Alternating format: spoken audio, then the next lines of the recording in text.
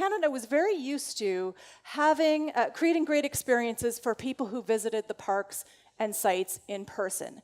They did create some content around ecological integrity, they created content around some marketing content, but for the most part, they had never really had the opportunity that they had with the web to be able to communicate to a global audience. And that presented a few challenges, because Parks Canada is set up like many organizations are set up today, especially large organizations. And it has a national office, a centrally located national office in the middle of the country, and then it has regional offices scattered across the country that might have 3 or 4 national parks or national historic sites that relate to these various offices. So you might have in Banff National Park, for instance, an office that is responsible for publishing content about avalanche warnings. Or you might have a National Historic Site on the East Coast that publishes when migratory birds are flying through for people who are interested in that information. But like many organizations, the national website was centrally located in Ottawa and was managed by a small team of individuals with very limited access to regional content being provided at these regional levels. And so Parks Canada had to rethink how it was going to publish content, because a lot of this content was being funneled through the national office, which isn't unlike what many organizations still do today. So in 2000, Parks Canada was a little worried about the fact that a lot of the content was being funneled through this primary central area. But it was also experiencing where a lot of the different regions where they had different information needs also wanted to be able to publish content. And so, like many organizations and many of my clients, Parks Canada decided that they were going to put some frameworks around what content could be published and how it could be published. So they chose to focus on content over people. Because at the end of the day, content problems are business problems. So if we publish content that is external facing to either customers or to the world, it exposes your organization to risk if that information isn't accurate, or if you're not on message, or if you aren't towing the company line. And many organizations face this. So Parks Canada did what many organizations do. They basically created policies around who could publish what, how they could publish it. And as many content people in this room probably can attest and do create, these are a lot of the policies and the guidelines that we create to be able to decrease the risk within organizations, so that not only can we ensure a consistent user experience, but we can also create consistent content across all channels. But the problem is that it's very difficult to mandate change in corporate cultures. So what happens is many organizations create all of these documents, and then they basically publish them to an intranet, or they tell people, hey, we have this new policy, and if you're going to publish content, it has to fall within these guidelines. And what will happen is 2 things. One, the content is, everyone's excited, they're all on board, and then 6 months later, 6 months later, it isn't being used. And so, or you create all these policies, and worse, a lot of people will take the policies, they feel like they're boxed in, and they won't actually follow the guidelines that you've taken months to create, and they'll actually go rogue. And it's interesting because there was a study that was done, and this study wanted to know why people experience stress in their jobs. And we often think that if you have a higher role or a higher position in a company, or you have a greater degree of responsibility, that's going to create stress. And that actually isn't the case. Stress is created the more parameters you have or the less control you have around your job in general. So if you start creating a lot of guidelines or policies or documentation around how people must work within a parameter, the worst thing actually happens. We create shelfware. And shelfware is a term that many IT companies use to describe their product, but I use it to describe when you create policies or guidelines. I'll often go into organizations and say, hey, do you have a style guide that you're using? Do you have a voice and tone guide? Oh, and then someone has a vague corporate memory of Maria down in HR who might know of something at the back of a filing cabinet somewhere or buried deep in an intranet that is a style guide. But if your style guide is shelfware, it isn't very helpful to you as an organization. So in 2016, Parks Canada, like many of my clients, because I'm a content strategist and I work at the enterprise level, realized that creating content and focusing on content and its parameters alone wasn't going to really be able to help the organization. They had to focus on people. So if you want your ideas to stick, we have to focus on the people aspect of content. Because content problems at the end of the day are people problems. And we have to talk about what is intrinsically motivating the people in our company for them to appreciate why we're doing what we're doing. I read somewhere that if you can figure out the internal motivations of every person in your company, you'll be able to speak to them better because you're going to appreciate where they're coming from. And it's very similar. If you think about a young child that you're hoping will behave, you may offer them a lollipop or ice cream in order to be able to behave properly. And their motivation, of course, is sugar, which they may not have normally in their diet. So it's the same within an organization. It's figuring out what is motivating people internally. And once you figure out what that motivation is, you can then basically inspire them with the ideas that you have. So in most organizations, content buy-in comes down to three things. Time.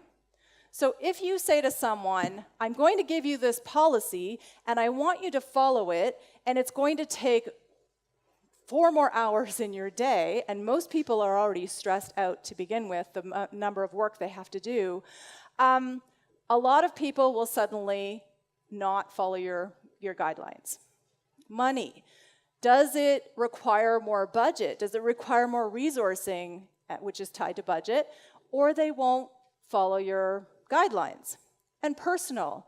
If something's going to take someone off the track of what they were hoping to accomplish in their own career, they will also not really be readily available or readily interested in your ideas. And so it's important to look at what those motivating factors are whenever you come up with a new idea that you hope to implement in your teams.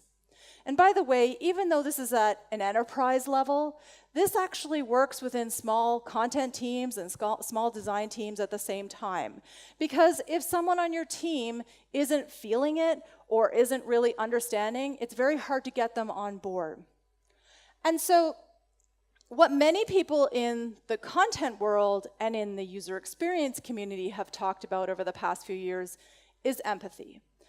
And empathy is incredibly important. It really is. I'm not trying to say that it's not important. It's definitely a building block. But empathy can only get you so far. Because if you think about it, if someone is having a really bad time convincing the CEO or someone on their team of a content approach that they really want to implement, I can take them down to my local Starbucks and buy them a coffee, and we can sit there and I'll listen and I can appreciate where you're coming from and I can understand your point of view, but we'll probably never get up from the table because empathy at the end of the day is actually a noun. And you actually need a verb to have action. So there's more to change and change management than a lot of us actually think about. And it requires knowing the objectives of what you're trying to communicate, the objectives of the organization, and those underlying motivators of the people or the players or stakeholders in your company in order for change to happen. So I have a different word that I use, and I know it's cheesy, and I know people use it to death, but empower as a word is far more important than just empathy, because it's a verb. And empowering requires you to take a leadership approach so that others can follow your lead. And I will actually stop meetings that I'm having with clients and ask them, okay, this is a great idea, but how are we going to empower the people who have to implement this idea so that they can also get on side and help us to a successful project, whatever that project is. One of my colleagues, Colleen Jones, runs content science in the US, and she conducted a really great survey or study. And it was of basically content leaders around the world. And 87% of respondents said that content leaders who provide vision, direction, and inspiration are critical to a content team's success. So it doesn't matter what product, whatever your content product is that you're creating, it's about providing that vision, direction, and inspiration. And those are the things that you need to empower your teams with in order for them to feel like they're being successful and in order for you to be successful with whatever you're trying to implement. So the missing gap that I have identified in many content projects, many content projects, the missing gap that I think that we often fail to realize is the importance of internal communications. And internal communications is a fundamental component of change management, and it's a fundamental component of employee engagement. And I have worked on projects with multinational companies who specifically have change management people that they bring onto the team, whatever the team is, if there's a product, that they are specifically responsible for figuring out how to engage employees throughout the process. Because a lot of times when we focus on content, there was the other day, yesterday, we were talking about how content is very much a solo activity, but it requires collaboration. And that is really critical, especially in organizations, if you want something to stick and to work. And internal communications is key. What we typically do is we will either communicate to those around us that we have a new project, and then we'll go off, either with our teams or alone, and we'll go do that thing, whatever that thing is, for a specified period of time. And sometimes that might be a week, sometimes it might be 6 months, sometimes it's a year. And what happens is then we basically tell everybody, hey, we have this thing, we have this guideline, we have this product, and we want you to use it now. We have this documentation, we want you to use it now. And we expect everybody to get as excited as we are. Oh my gosh, this is great, I'm totally gonna change how I do my work.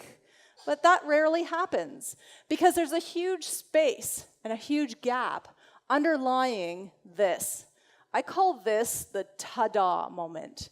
We all create things and we hoped, and then we go to a team meeting and we go ta-da, and we expect everyone to be behind our ta-da moment.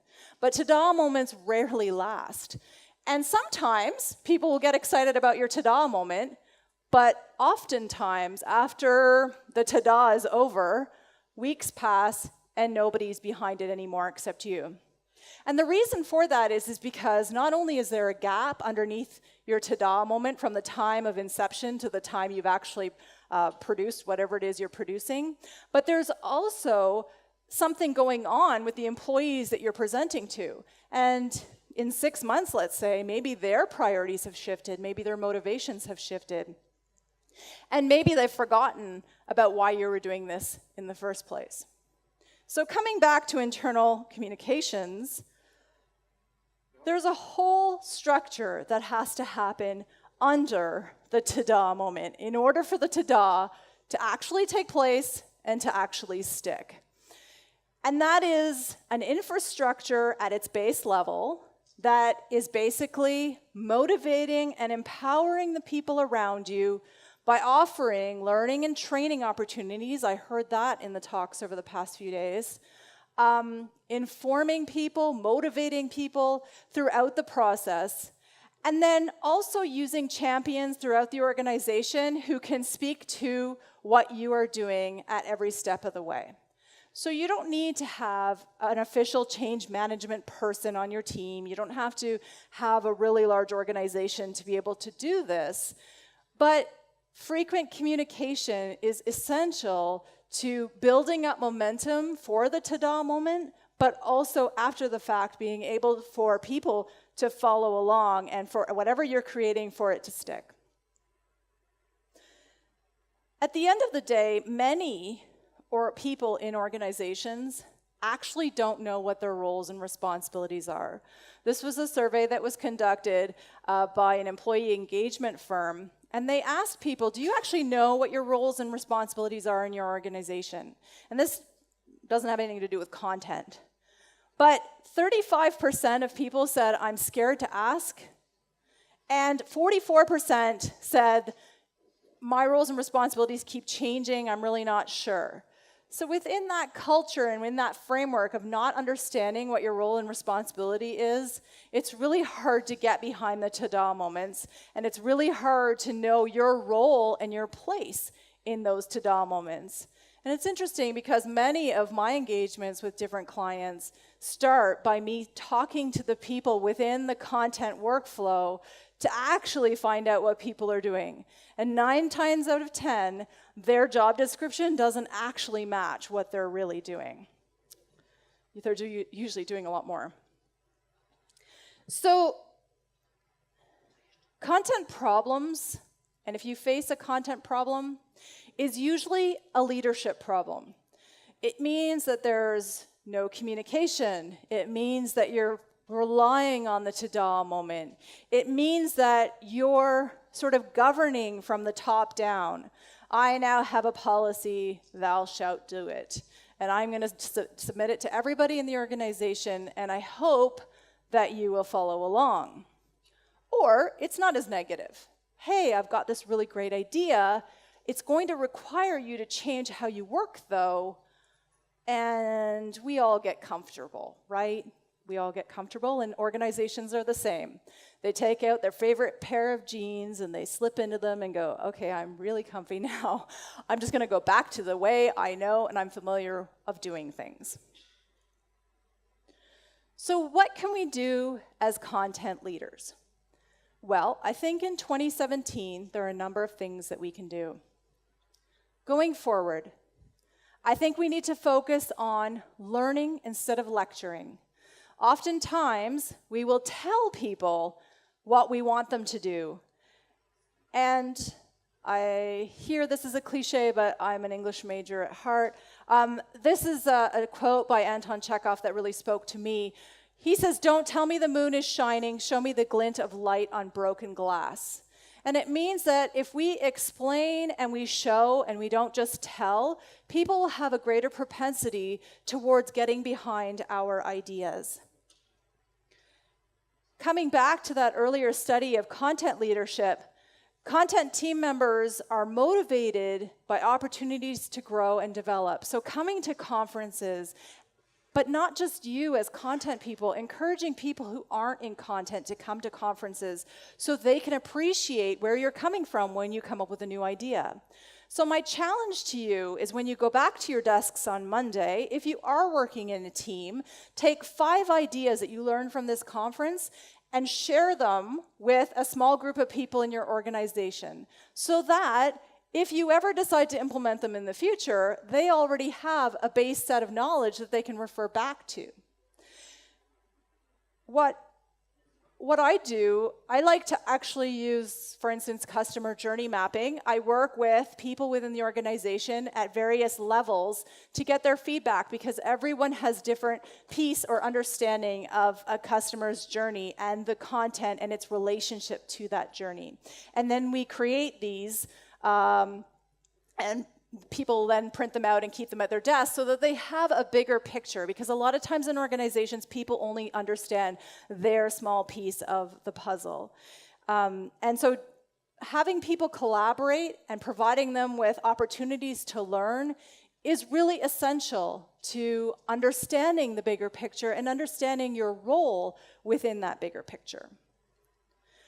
We need to focus on problem solving instead of problem selling. My business partner always says that companies are more interested in fixing issues than actually solving problems. And the reason for that is because budgeting is such that, for instance, when the top reasons consumers will not consider a business, if you look at the fact that the website has inaccurate information, fixing an issue means that you hire a proofreader or a content editor to go through and make sure all of the information is actually accurate. Fixing the problem is looking at the workflow and figuring out why there is governance lacking and why this issue ever happened in the first place. We also have to focus on ownership versus accountability. The best way I can describe this is that accountability, you can tell someone they're accountable. Like, for instance, in this picture, if you asked me to climb a mountain, you can say, hey, Chris, I really want you to climb that mountain. And I can say, forget it, I'm not climbing that mountain. But you might say, hey, I'll give you $1 million if you climb that mountain. I still wouldn't do it. But let's say I did. Halfway up the mountain, I would be like, oh my God, what was I thinking? And was it really worth $1 million? And I think I'm just going to go down, and I never needed them. I'd start rationalizing. I have a friend in Poland, or rather in Warsaw, who absolutely loves mountain climbing. His father was a famous mountain climber. His mother was a mountain climber. You don't have to offer him money. He'll just climb up a mountain. And we have to do the same thing with our content. I like to delegate tasks with high aha moments. So, for instance, if I'm going to do a content audit or an inventory, I actually get content owners to do the content audit or the inventory so that they learn themselves and they'll come to me and go, oh my gosh, we have to fix this problem. I didn't realize it was there. I can't just do an audit and then tell you there's a problem. It doesn't have the same aha moment or the same impact. We also have to focus on collaboration instead of teamwork.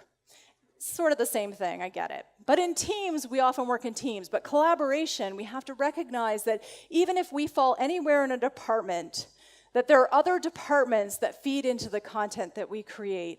And it's going out and seeking those people who may not be in our department, who might be able to help us with the work that we're doing.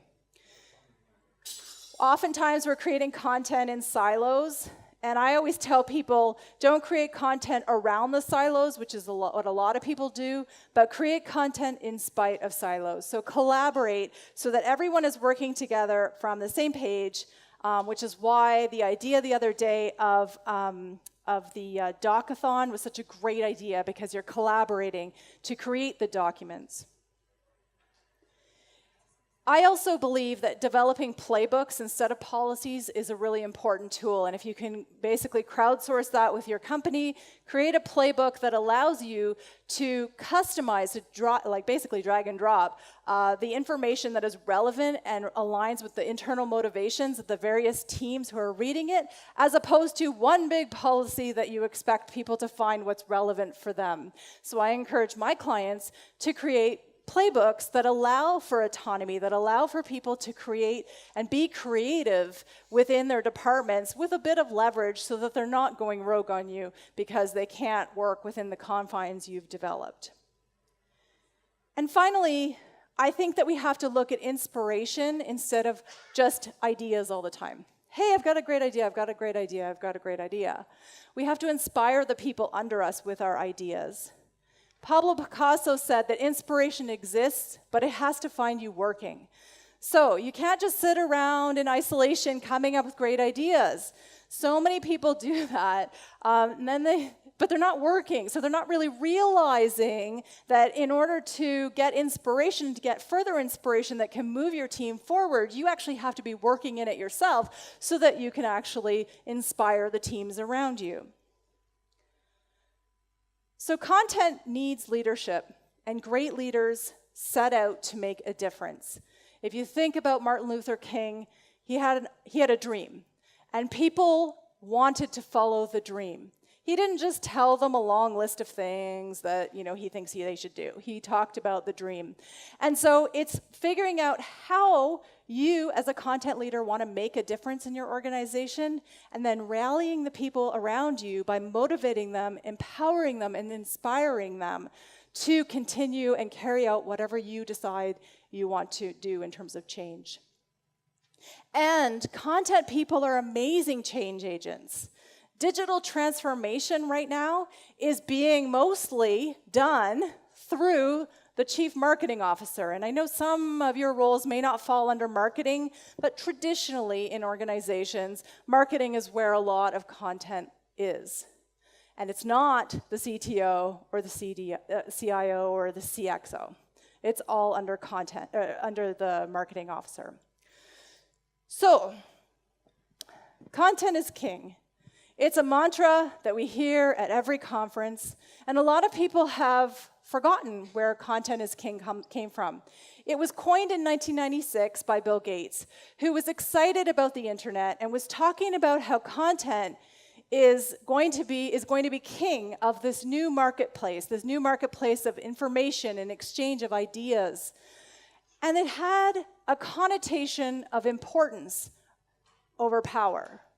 It was about how content was going to be what really was the king within this digital realm that we had created. And we always talk about its importance. But over the years, content is king has sort of degraded a little bit. Content is king, context is the kingdom, social media is a loyal subject. I mean, it just goes on and on and on, and there's memes about it. And one of the challenges of that is that when we talk about it now, we talk about content being more powerful. So it's about power instead of importance. And if you don't believe me,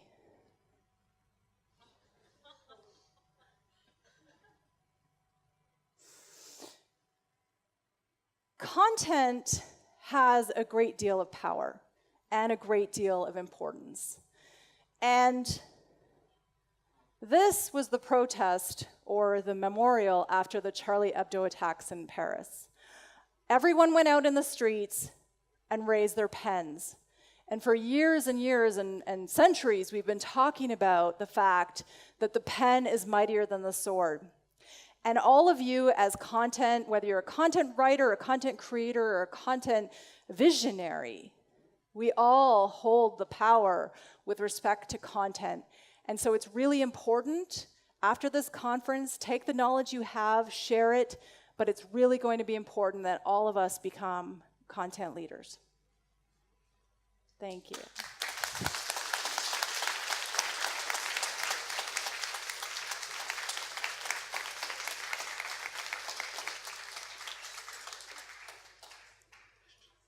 Are there any questions?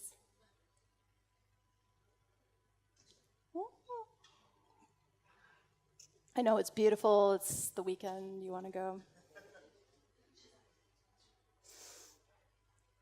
Awesome. Thank you.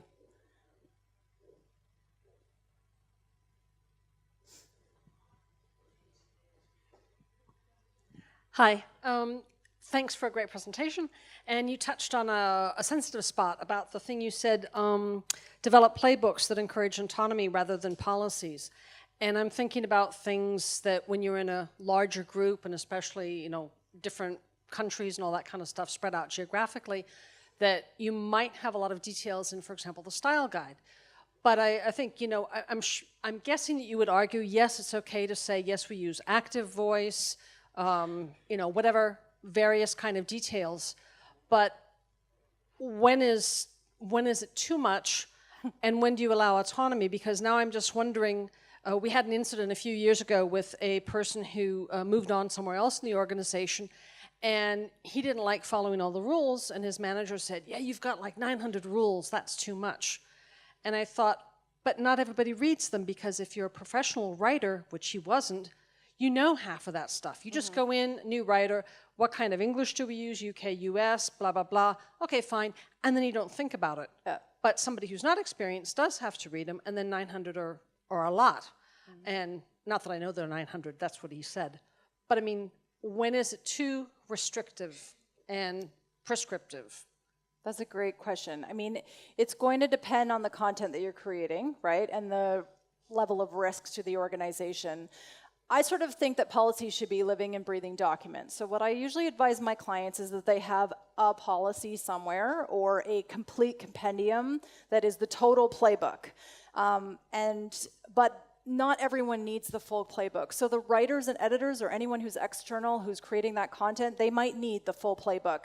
But what happens is the policies kind of get funneled to various people within the organization and aren't funneled throughout the organization. So it's about creating sort of playbooks that take the relevant details. So maybe there's a top layer that everyone has to follow, but there might be an underlying layer that actually is pertinent to that particular region, because I agree with you, with regions it is very difficult.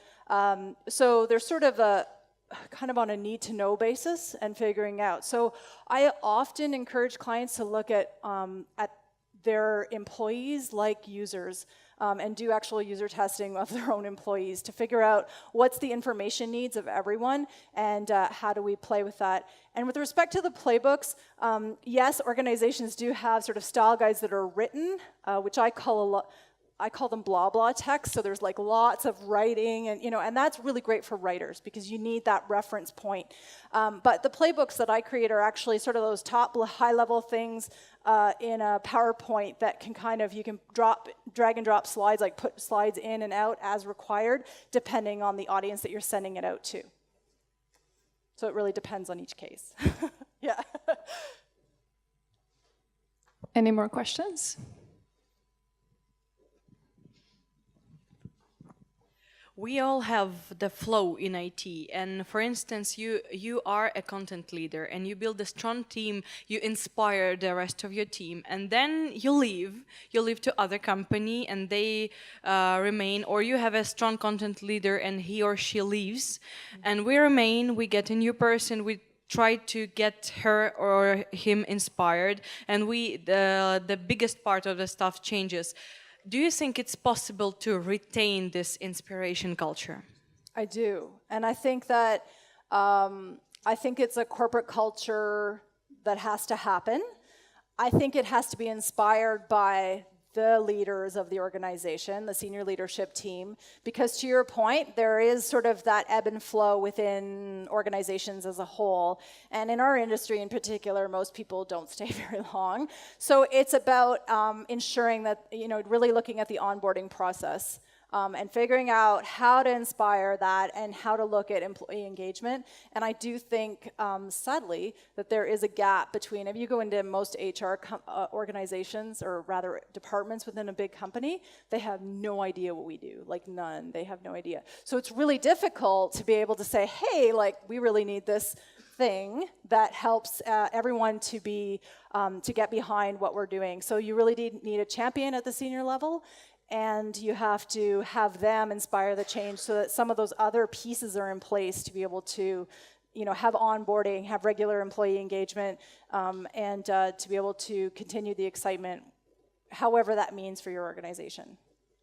Thank you. Do you have the experience of inspiring the top player? I do, yeah. That's awesome. Thank you. You're welcome. Okay, we can afford one more question. Okay, I think we are good. Thank you a lot, Christina.